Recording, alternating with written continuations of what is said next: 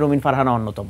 তো বিএনপি আসলে তাকে ওন করে কিনা, বিএনপির এই জায়গাগুলো চিহ্নিত করা উচিত। কারা আওয়ামী লীগের সুবিধাভোগী ছিল, কারা ভারতপন্থী রাজনীতি করে বিএনপির পরিচয়কে ব্যবহার করছে, তাদেরকে চিহ্নিত করা উচিত। 5ই আগস্টের পর থেকে আওয়ামী লীগ আমাদেরকে যেইভাবে আক্রমণ করেছে, একই ভাষায় গুটি কয়েক বিএনপি নেতা নেত্রীদেরকে আমরা আক্রমণ করতে দেখেছি, যাদেরকে দেখেছি তার মধ্যে রুমিন ফারহানা অন্যতম।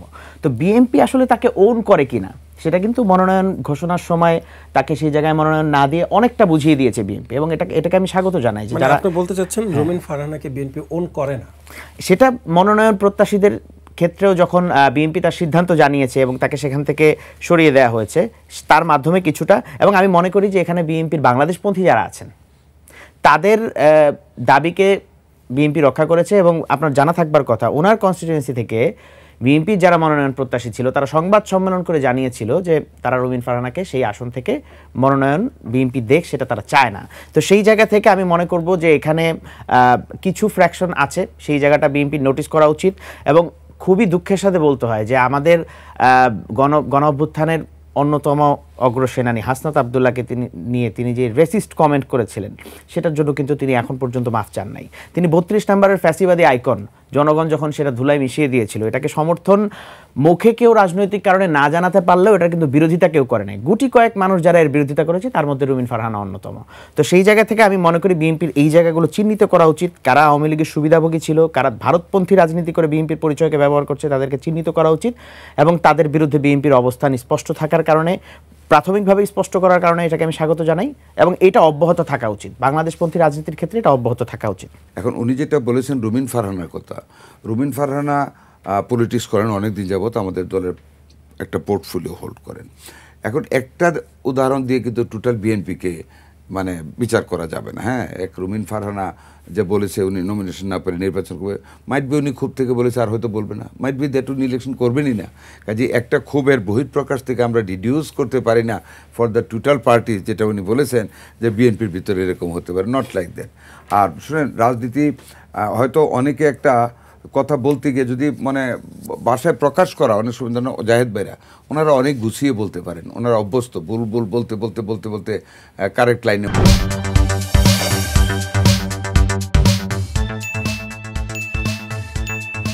ওনারা এসে যান। আমাদের কথাবার্তা হয়তো এদিক সেদিক হতে পারে। তার মানে আমি যদি এখন বলি হ্যাঁ ভারতের এই কাজটা ভালো, এখান থেকে যদি ডিডিউস করেন আমি ভারতের দালালি করি, not like that, is not a political system না। BNP as a whole it's a political party. এটা আমরা অ্যান্টি ভারতও বলবো না, কারণ আমরা আমাদের স্বার্থ রক্ষা করে আমরা চলতে চাই। সেইখানে ভারতের কোনো অ্যাক্টিভিটি যদি আমাদের দেশের স্বার্থের বিরোধিতা হয়, আমরা সেখানে অবশ্যই ভারতের বিরোধিতা করব। বাট অনর্থক বলবো না ভারত আমার শত্রু, ভারত আমার শত্রু। I must not say that is not the political manner also for a মানে political party who will run the country. এটা ম্যানার না। আমি সৃষ্টি থেকে বলবো না যে জাহেদ ভাই আমার শত্রু। আমি জাহেদ ভাই আমার বিরুদ্ধে যখন গলায় ধরবে চাপ দিয়ে তখন ভাববো হি ইজ মাই এনিমি, এর আগে না। আচ্ছা, বলবো এটা। আরেকটা হলো যেটা হাসনাত আবদুল্লাহর কথা বলেছেন এবং রুমিন ফারহানা, এই দুইজনে অ্যাটিচিউড একই রকম ছিল। মানে রুমিন ফারহানা খারাপ ভাষায় বলেছে, হাসনাত আবদুল্লাহর body language was very bad in many cases, we have observed it. এটা Kazi any bad comment or racist comment about her? না, সেটা কারটা কোনটা রেসিস্ট কমেন্ট? হ্যাঁ, না ওটা তো আমি বললাম খারাপ বলেছে, আমি তো বললাম হাসনাত আবদুল্লাহর কোন কমেন্টটা খারাপ ছিল, অনেক পোক করেছেন অনেকখানি। মানে রুমিন ফারহানাকে কি বলছে, রুমিন ফারহানাকে কি বলছে সেটা আমি রিপিট করতে চাই না। তিনি কেন হাসনাত আবদুল্লাহকে ডাকাতের মতো চেহারা এই ধরনের কি বলতে পারে? না আমি বলতে আমি আসতেছি, আমরা শেষ করতে দেন। বলতে পারে না। না, দুইজনের মধ্যে ভালো মিলও হয়েছে, আমরা নিউজেই দেখেছি, অনেক সুন্দর মিল হয়েছে। হাসনাত আবদুল্লাহ সৌহার্দ্যপূর্ণ জায়গা থেকে রুমিন ফারহানা সর্বোচ্চ, না হাসনাত আবদুল্লাহ যেটা করেছে সেটা তার জায়গা থেকে সে সর্বোচ্চ উদারতা দেখেছে। Very nice of him. Hasnat Abdullah বলেছে আই মাস্ট অ্যাপ্রিসিয়েট, রুমিনও বলেছে, এবং দুইজনের যৌথই একটা বিবৃতি এসেছে মিডিয়াতে, আমরা দেখেছি যে কি বলেছে জানি না, বাট তারা দুইজনই বলেছে আমাদের একটা মিল হয়েছে কথাবার্তায়। হ্যাঁ, দুইজনের ভুল স্বীকার করে একটা সৌহার্দ্যপূর্ণ অবস্থা সৃষ্টি হয়েছে।